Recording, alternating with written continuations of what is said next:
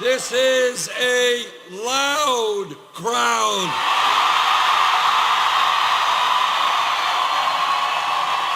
A young woman, as you know, who saw her parents arrested on television, and what this campaign is about is to making sure those types of things never, ever happen again.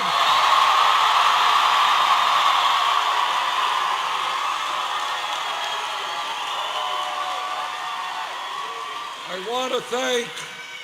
want to thank Makana, and I want to thank Jose Miranda, our state director.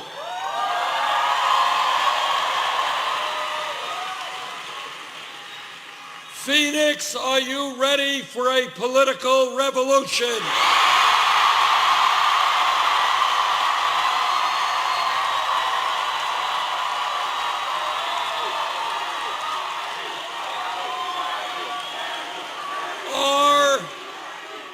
Are you tired of a handful of billionaires running our economy?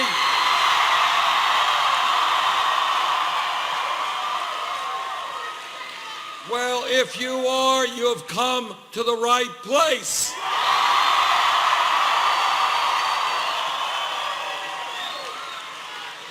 You know, what excites me so much as I go around the country is to see the incredible energy of hundreds of thousands of people who love this country but know we can do so much better.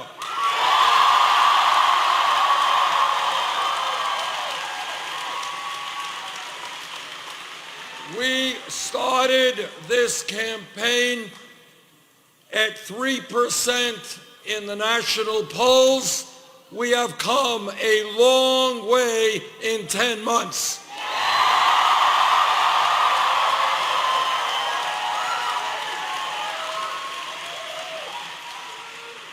And the reason that we have done as well as we have, the reason that we have defied all expectations, is that we are doing something very radical in American politics. We're telling the truth.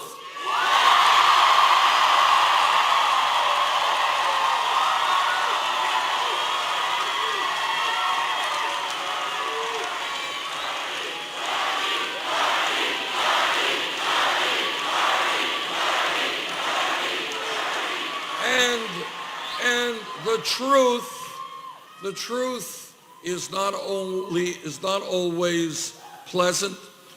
It's not always what we want to hear. But we cannot go forward unless we deal with the realities of American society today, and that is what we are going to do.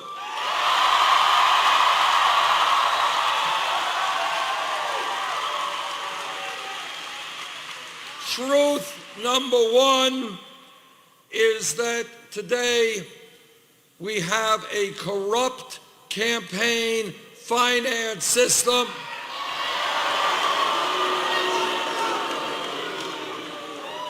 With Wall Street and billionaires spending unlimited sums of money, which is undermining American democracy.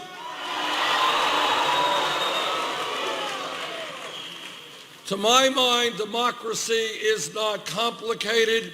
It is one person, one vote. You want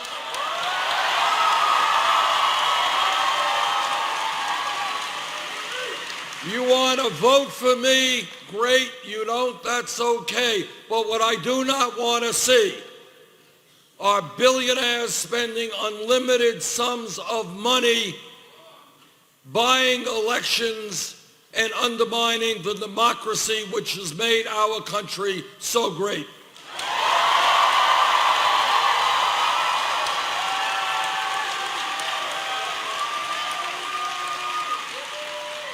And that is why together we are going to overturn this disastrous Citizens United Supreme Court decision.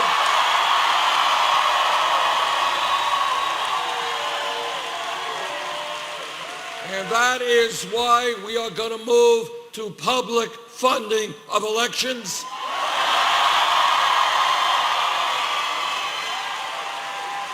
And that is why we are going to take on vigorously those cowardly Republican governors who are trying to suppress the vote.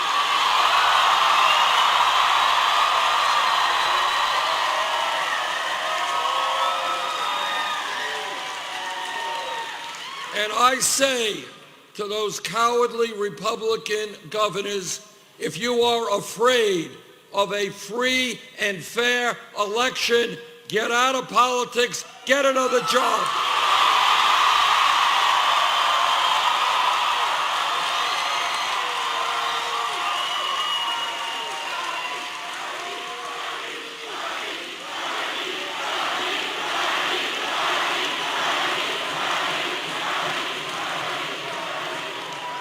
When in our country today, we have the Koch brothers and a handful of other billionaires spending hundreds of millions of dollars to elect candidates who represent the wealthy and the powerful. That's not democracy, that is oligarchy.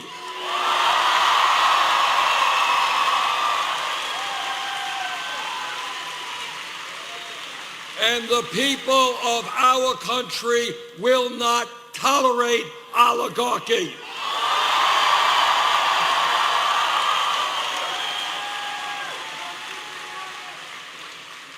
But it is not just a corrupt campaign finance system. It is a rigged economy, an economy in which we have today a grotesque level of income and wealth inequality, which is unsustainable and un-American.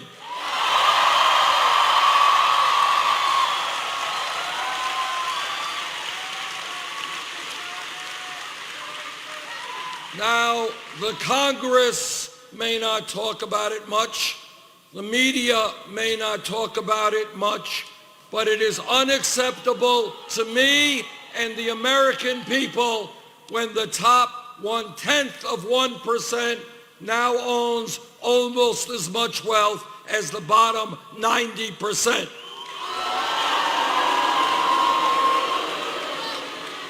It is unacceptable to me that the wealthiest 20 people own more wealth than the bottom half of America, 150 million people. I want to give you one idea, one example of what a rigged economy is about. Turns out that the wealthiest family in this country is the Walton family of Walmart. Turns out that the wealthiest family in America who owns Walmart pay their workers wages that are so low that many of those workers have to go on Medicaid and food stamps in order to survive. And what a rigged economy is about is that the middle class taxpayer pays more in taxes to subsidize the employees of the wealthiest family in America. That's a rigged economy. So I say to the Walton family, the wealthiest family in America, get off of welfare, pay your workers a living wage.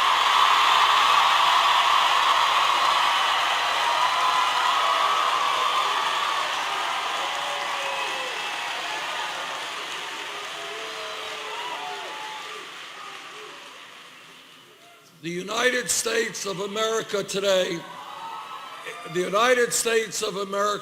is the wealthiest country in the history of the world, but almost nobody knows that.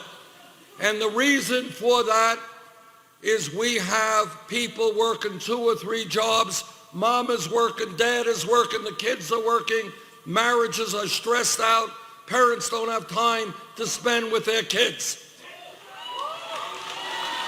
And despite all of that, 58% of all new income generated goes to the top 1%. You know what we are going to do together? We're going to create an economy that works for all of us, not just the 1%.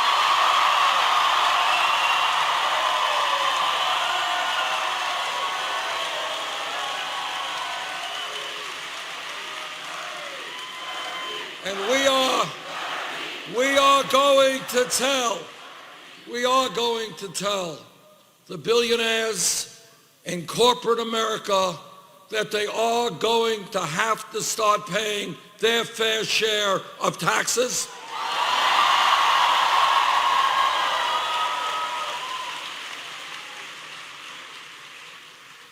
And when we talk about a rigged economy, we are going to end the absurdity of millions of our people working for $8-9 an hour because you can't make it on $8 or $9 an hour.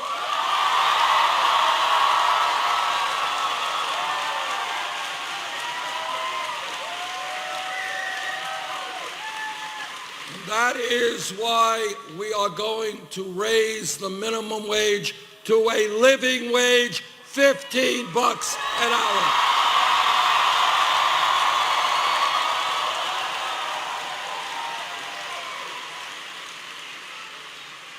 And when we talk about a rigged economy, we're going to end the absurdity of women making 79 cents on the dollar compared to men.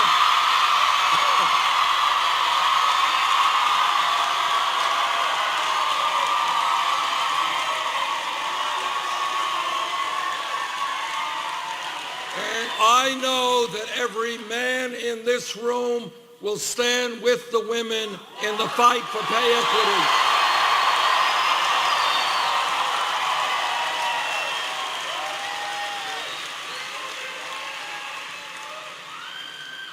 A few weeks ago, I was in Flint, Michigan.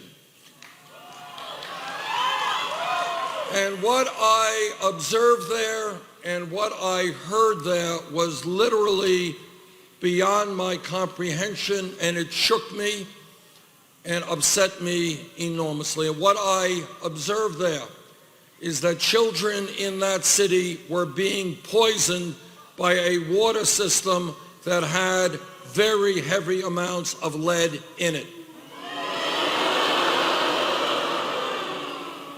It is incomprehensible that this is happening in the United States in the year 2016. But it's not just Flint. All across this country, our infrastructure, our water systems, our wastewater plants, our bridges, our roads, our rail system is falling apart. In the United States of America, we should have a first-class infrastructure, and that is what we're going to build.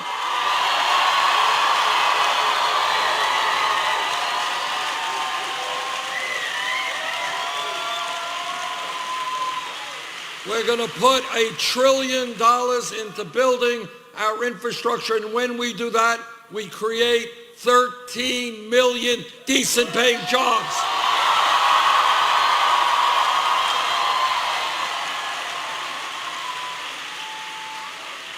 What this campaign is about is asking the American people to think outside of the box, outside of the status quo. Think about a nation not where our children are being poisoned by lead in the water, but where we have a cutting-edge infrastructure in roads and in bridges and in rail and in air transport. That's where we have got to go.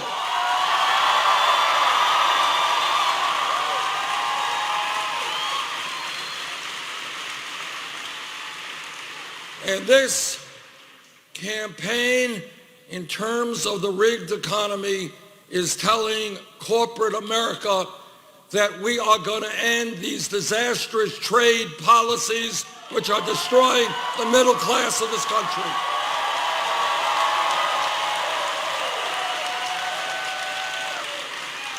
No, you cannot continue to shut down plants in America and move to cheap labor countries all over the world.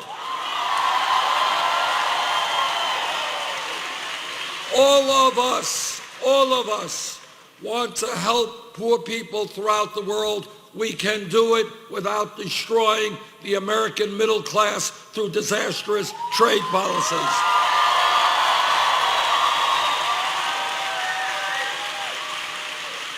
So I say to corporate America, you want us to buy your products, start manufacturing those products here in America, not in China.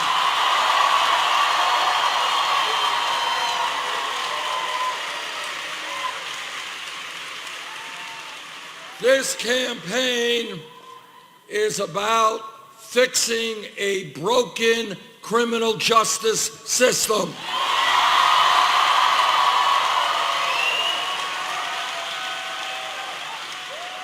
Once again, I ask you, think outside of the box, outside of the status quo. America should not have more people in jail than any other country on earth.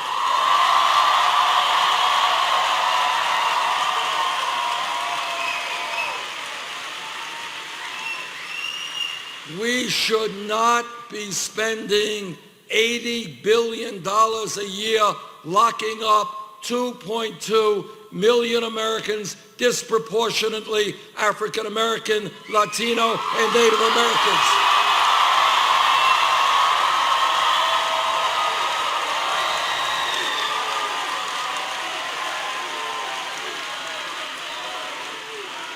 All over this country, we see very high rates of youth unemployment.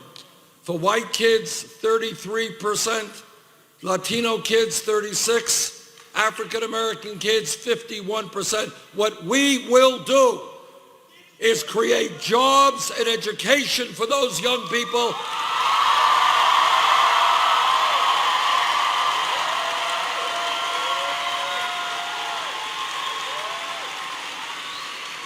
And not more jails and incarceration.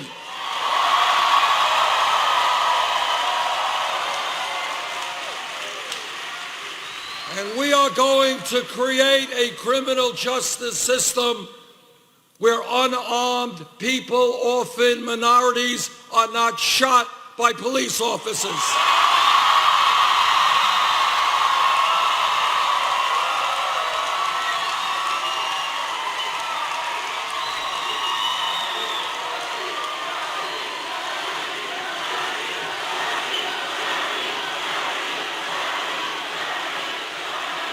Now, I have worked with police departments all over my state of Vermont and all over this country. The vast majority of police officers are honest, hardworking, and they have a very difficult job.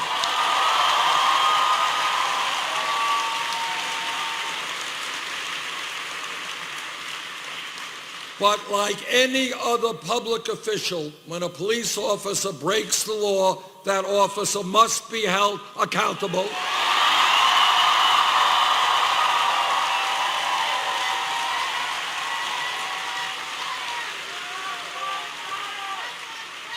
We need to end the militarization of police departments.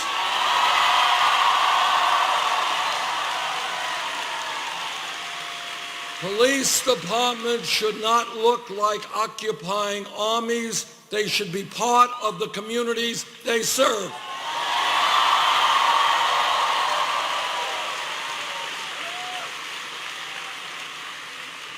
And we need to make police departments look like the diversity of the communities they serve.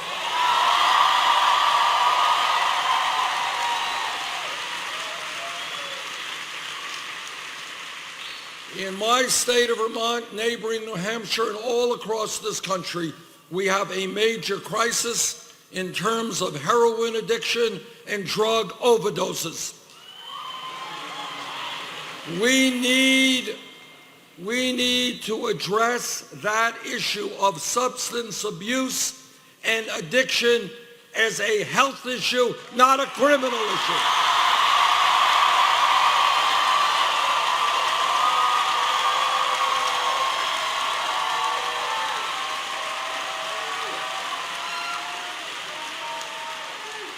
We need to rethink the so-called war on drugs.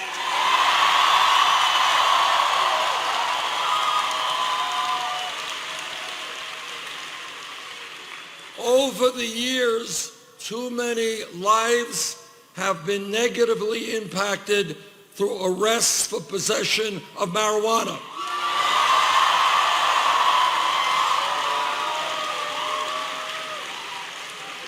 Right now, at the federal level, marijuana is considered a Schedule I drug under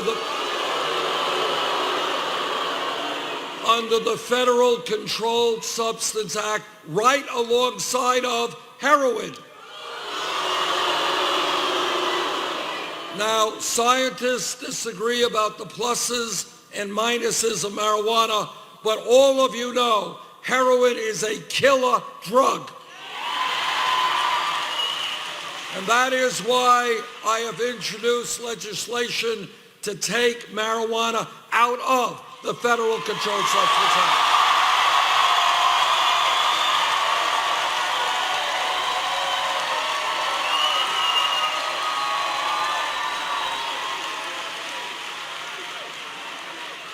Now I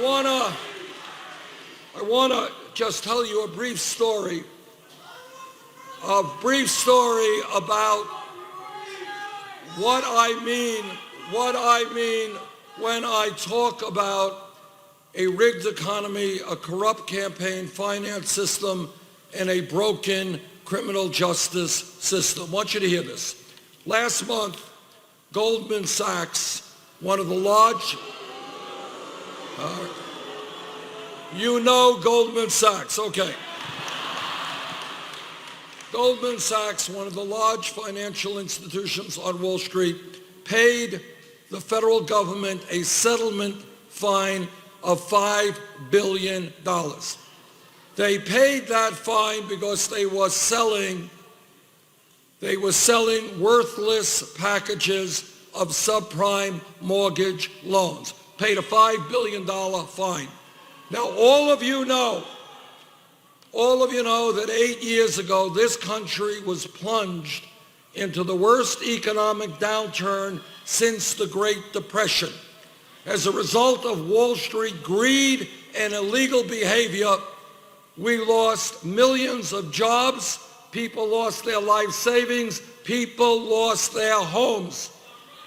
That took place because of the greed and illegal behavior on Wall Street. Now today, this is the broken criminal justice system. Today, some person in Arizona or Vermont gets picked up with a small amount of marijuana. That person has a police record for the rest of their lives. But if you are a CEO or an executive on Wall Street whose illegal behavior destroyed the economy, you get a salary increase, not a police record.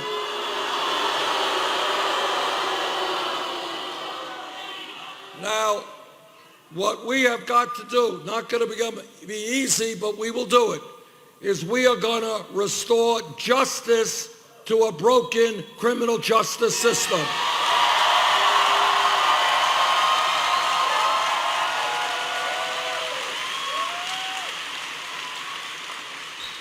What America is supposed to be about is justice, equal justice under the law. You're poor, you break the law. You're rich, you break the law. You both pay the price. That is what we're going to do.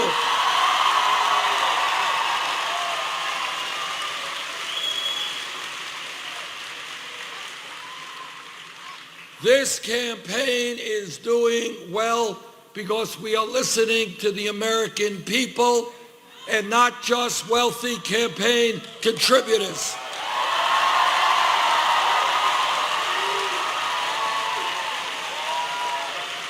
I am very proud that our campaign does not have a super PAC.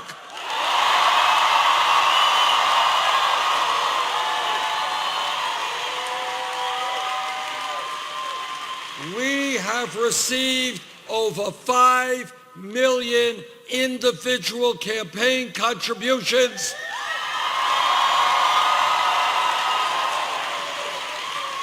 Anyone know what the average contribution is? That's right, $27.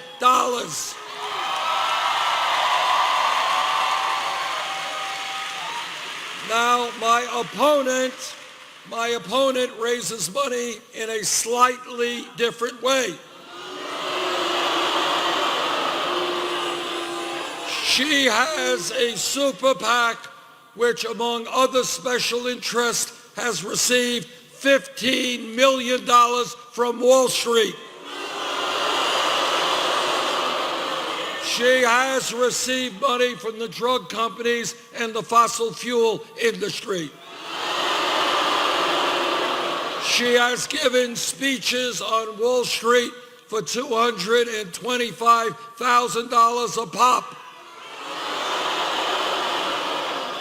Now, to my mind, if you're going to give a speech for $225,000, it must be a really great speech.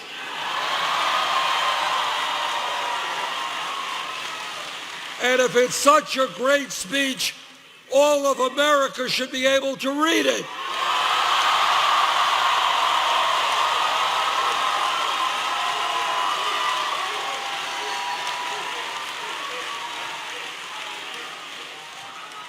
Our campaign is listening to senior citizens and disabled veterans.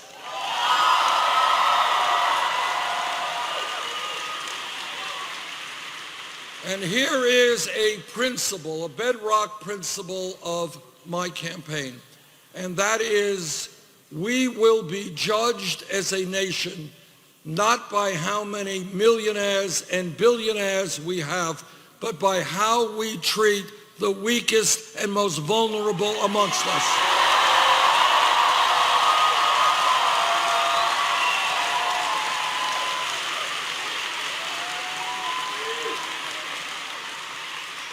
Now, while we have seen in recent years a proliferation of millionaires and billionaires, we have millions of seniors and disabled vets trying to make it on $11,000, $12,000 a year Social Security. And you know what? Nobody can make it on $11,000, $12,000 a year Social Security.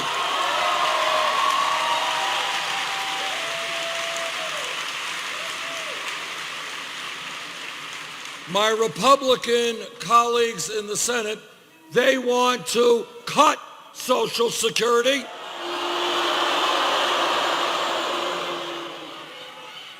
And they want to give huge tax breaks to billionaires. Well, I have some bad news for them. No, we are not going to cut Social Security. We're going to increase Social Security.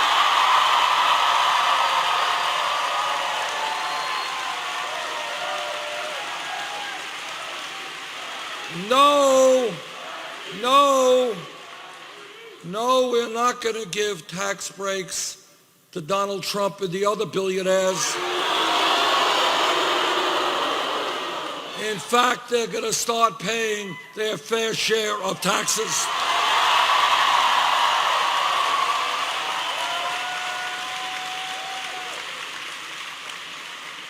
This campaign is listening to the Latino community.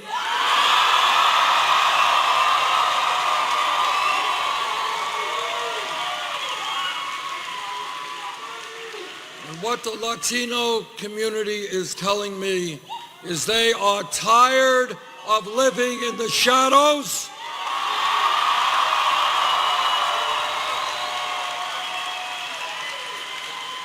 They are tired of living in fear and being exploited.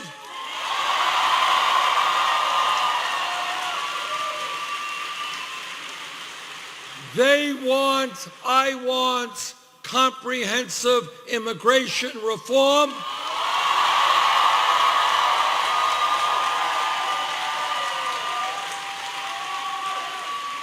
And a path toward citizenship.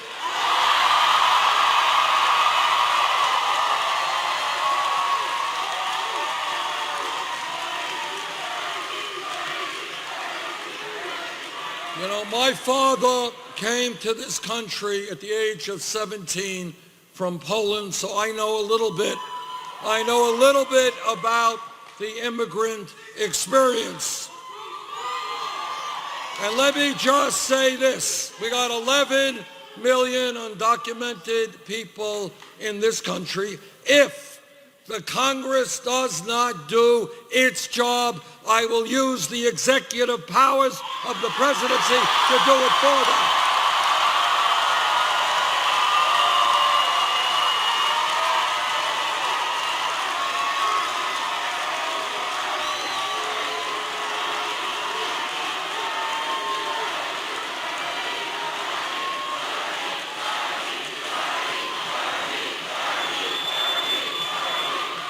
I do not want to see young people like Catherine look at the television and watch their parents arrested. I do not want to see families broken up. The function of immigration reform is to unite families, not divide them.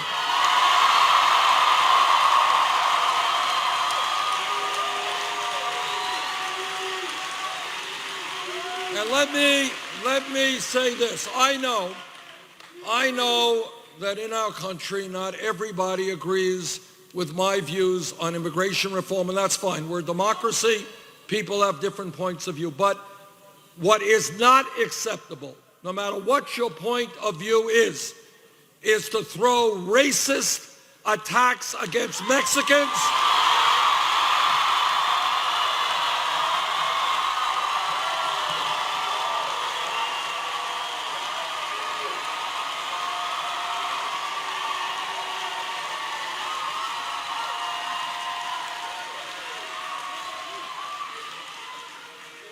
the reason that Donald Trump will never be elected president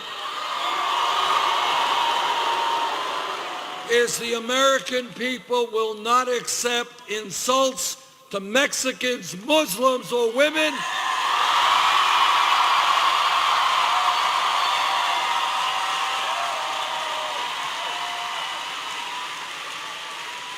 The American people will not accept a president who insults our veterans,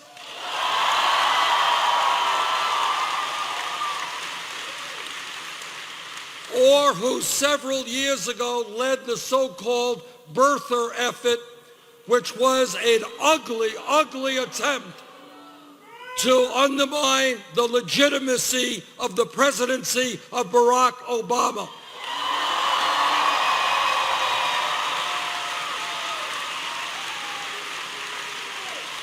Now, you can agree with the president, you can disagree, that's democracy, but don't tell me he is not the legitimate president of this country.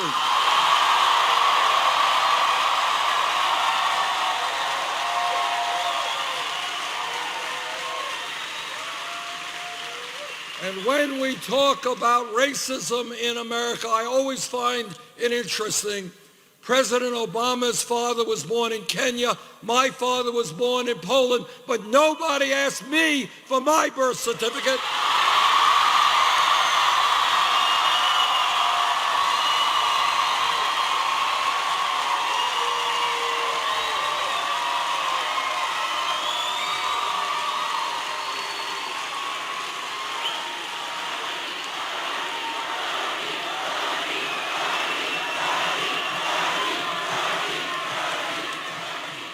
kind of think maybe it has something to do with the fact that my skin color is a little bit different than the president's.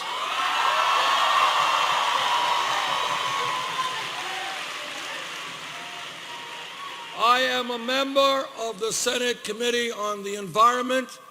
I have talked to scientists all over the world. Climate change is real.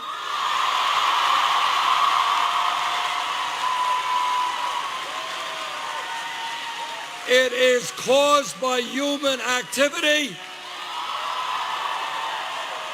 And let me tell you what the scientists are telling us. And that is, if we do not get our act together in the very near future, we are not going to leave a planet for our kids and grandchildren which is healthy, and that is unacceptable.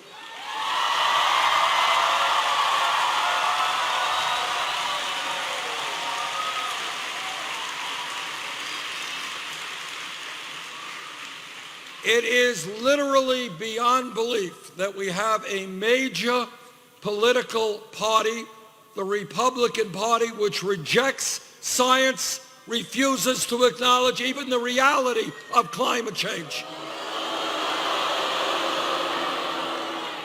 But together, we are going to take on the fossil fuel industry, transform our energy system.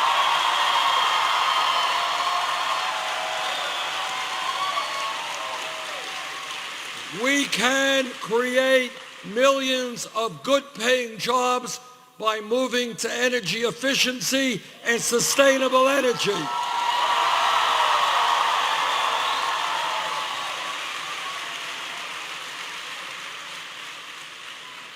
My Republican colleagues run all over the country talking about family values.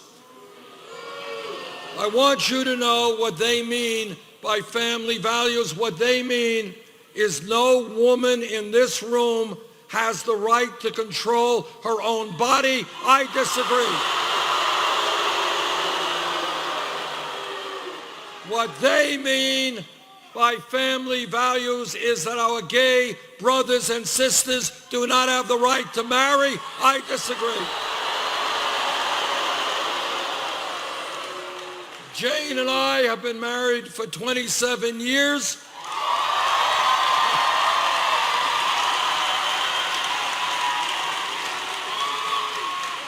And we believe in family. But when we talk about family values, what we mean is ending the embarrassment of the United States being the only major country on earth not to provide paid family and medical leave.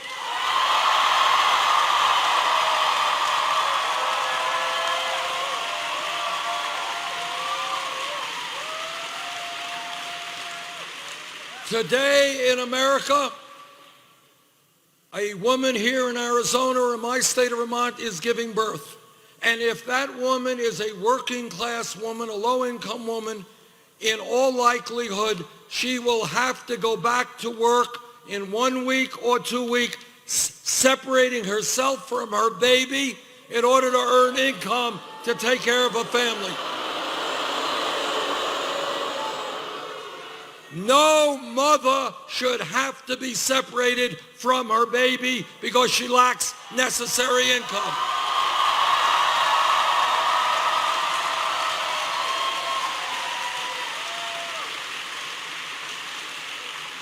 And that is why together we are going to pass 3 months paid family and medical leave.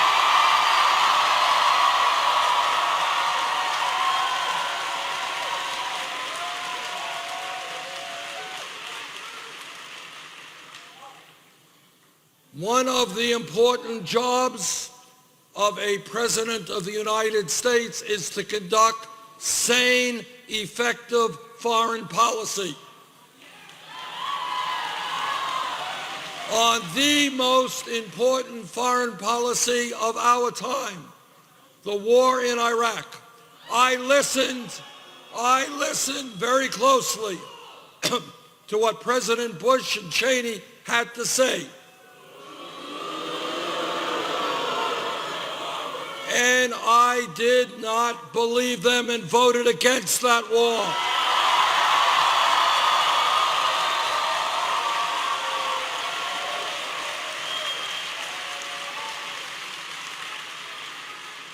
Unfortunately, Secretary Clinton voted for that wall when she was in the Senate.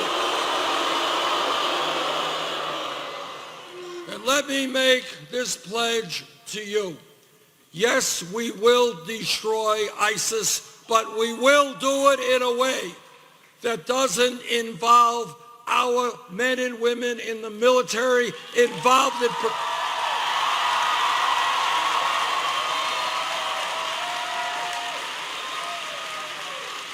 our men and women in the military will not be involved in perpetual warfare in the Middle East.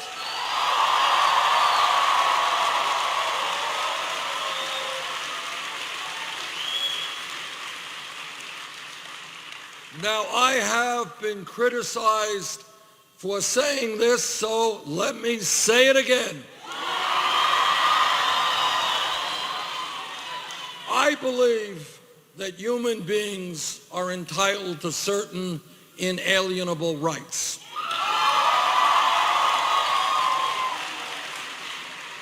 And we have a Constitution that grants us, and it's a great document, a lot of political rights. But I believe we have got to go further than that.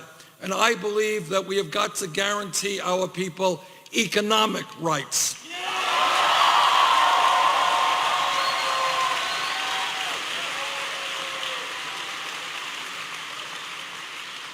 Because I remember the great leader, Dr. Martin Luther King Jr.,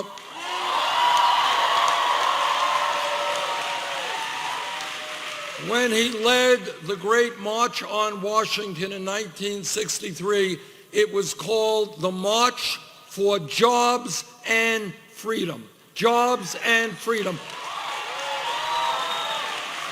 And when he died, you all remember when he died, when he was assassinated, it wasn't on a quote-unquote civil rights demonstration. He was standing up with exploited sanitation workers in Memphis, Tennessee.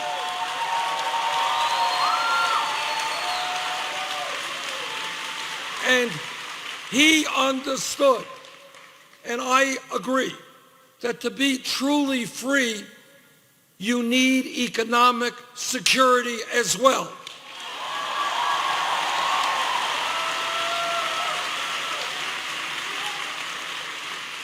Now, it turns out that every major country on earth, Germany, United Kingdom, France, Holland, Scandinavia, Canada, every major country guarantees health care to all of its people.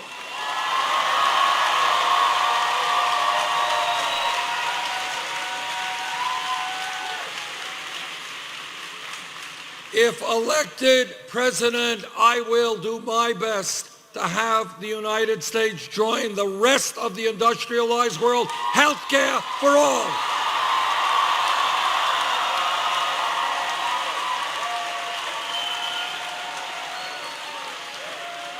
Now, what this campaign is about, again, is thinking outside of the status quo. You do not have to accept the status quo. We can do better.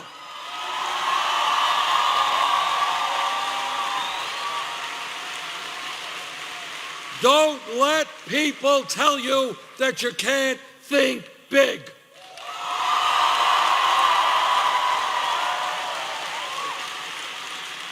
Now,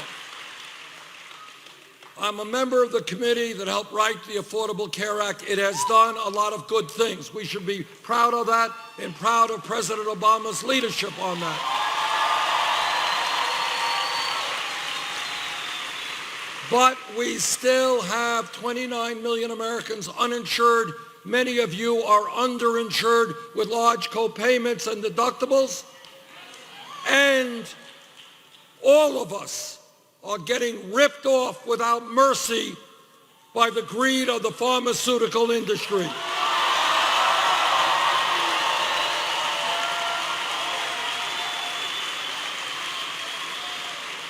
They are charging us by far the highest prices in the world for prescription drugs. People are dying in this country because they cannot afford the medicine they need. That is unacceptable.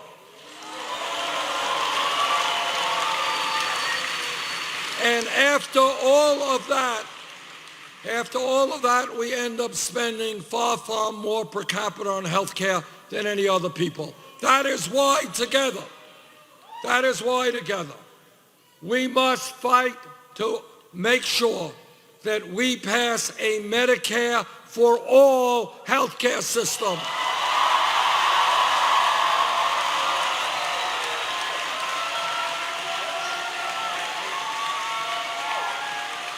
Now, I do not understand why, if Canada could do it, the UK could do it, France could do it, all of these other countries could do it, we can do it.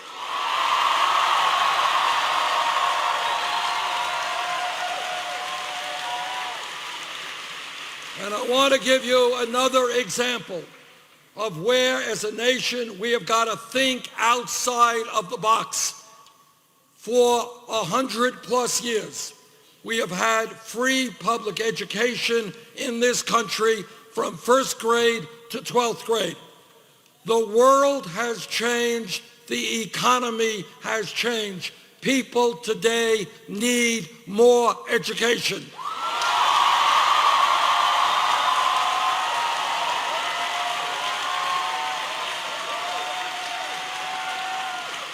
The simple truth is that today, in many respects, a college degree is the equivalent of what a high school degree was 50 years ago.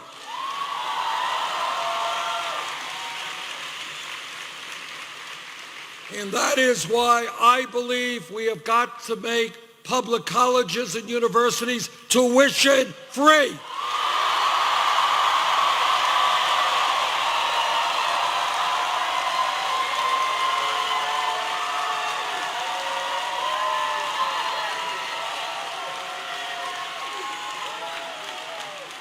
This is not a radical idea. It exists in Germany, Scandinavia, other countries. If they can do it, we can do it.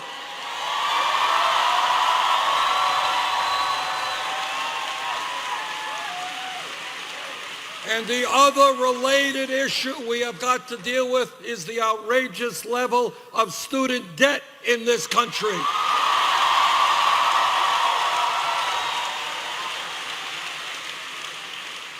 When you think about crazy, listen to this. We tell young people, you got to go out and get the best education you can for yourselves, for the country. And yet millions of our people are $30,000, $50,000 in debt because they got an education. That's crazy.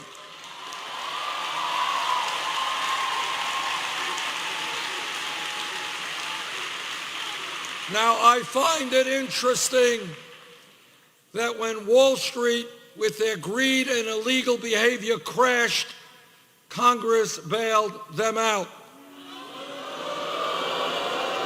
Now, I believe we should impose a tax on Wall Street speculation